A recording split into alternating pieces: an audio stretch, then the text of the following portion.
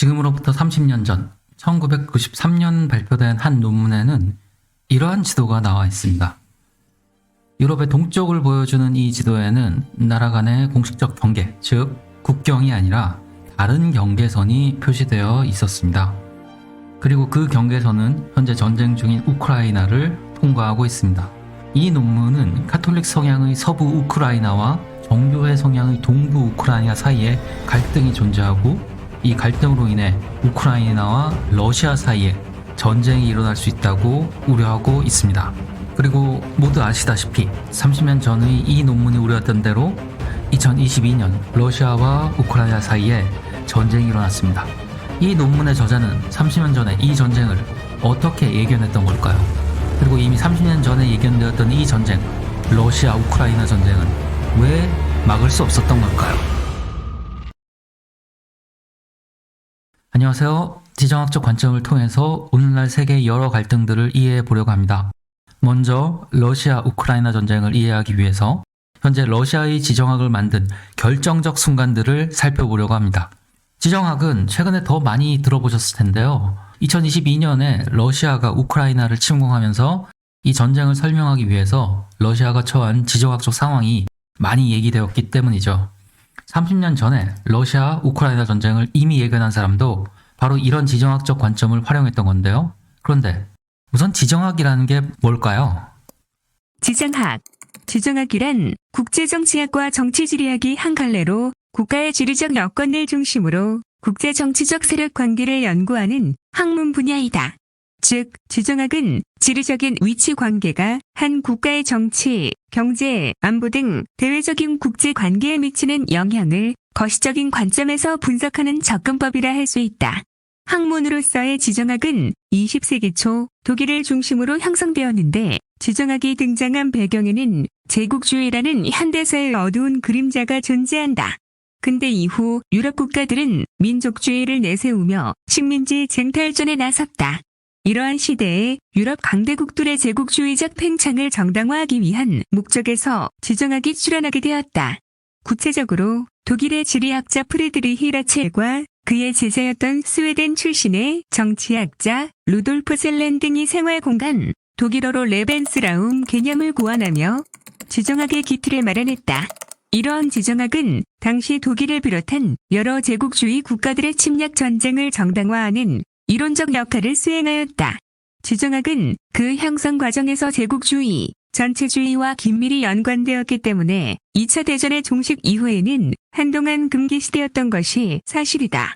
그러나 1990년대에 이르러 냉전 구조가 해체되었고 이후 서구 기독교와 이슬람 세력의 갈등, 중국의 부상과 러시아의 팽창 정책 등이 심화됨에 따라 지정학이 다시 주목받게 되었다. 이에 따라 지정학의 귀환이라는 용어가 자주 사용되고 있다. 지정학은 애초에 제국주의 정책을 이론적으로 정당화하기 위해서 만들어진 학문이거든요. 아시다시피 제국주의 국가들은 다른 나라를 침략해서 식민지로 만들고 식민지가 된 곳의 자원과 국민들을 수탈하는데요. 이러한 제국주의 침략을 정당화하는 데 지정학이 사용되었던 거죠. 그럼 지정학이 어떻게 제국주의를 정당화했느냐? 지정학에서는 국가를 하나의 생명체와 같이 여깁니다. 한 생명체가 태어나서 성장하는 것처럼 하나의 국가 역시 탄생하고 그 다음에 영토를 확장하면서 성장한다는 거죠. 그런데 한 생명체가 성장하려면 영양분이 필요하잖아요. 그리고 물론 땅도 필요하죠. 식물이라면 뿌리를 내릴 토양, 흙이 필요하고 동물에게도 또 생활터전이라는 것이 필요하고요. 생명체가 자라나려면 땅과 햇빛, 영양분이 필요한 것처럼 국가도 성장하기 위해서는 영양분이 필요한데 그것이 바로 식민지인 거죠. 그런데 이렇게 지정학이라는 것이 국가와 민족이 단일한 생명체다라고 주장하고 또 제국주의를 정당화하기도 했고요. 사실 나중에는 히틀러에게도 이용이 되거든요. 그러다 보니까 2차 대전 이후에는 지정학을 잘 얘기를 안 하게 됐었어요. 이 지정학 때문에 독일의 나치즘이 불어닥쳤고 그래서 2차 대전이 일어났다고 여겨졌으니까요. 한동안 지정학이라는 단어 자체가 불편한 용어가 되었던 거죠. 그런데 냉전이 끝나고 90년대부터 지정학적 관점으로 국제정치를 분석하는 연구들이 다시 나타나게 됐습니다. 그런 지정학적 연구 가운데 대표적인 게 바로 유명한 운명의 충돌이라는 건데요. 많이 들어보셨을 거예요. 앞에서 말씀드린 30년 전에 러시아와 우크라이나 사이의 전쟁을 예견한 글이 바로 이 문명의 충돌입니다. 이 글은 하버드 대학교 교수였던 세뮤얼 헌팅턴이 발표한 논문이었는데요. 원래 이 글은 냉전이 해체되면서, 그러니까 1989년에 베를린 장벽이 무너지고 공산주의가 사라지면서 그럼 이제 세계 정치는 앞으로 어떻게 펼쳐질 것인가에 대해서 다루었던 논문입니다. 1950년대부터 1990년까지 냉전 기간이잖아요. 이 기간 동안에는 자유주의와 공산주의, 그러니까 미국과 소련이 서로 대립했었는데요. 이런 냉전이 해체되면서 이데올로기, 이념들, 공산주의, 자유주의 사이의 대립은 사라지게 되었죠.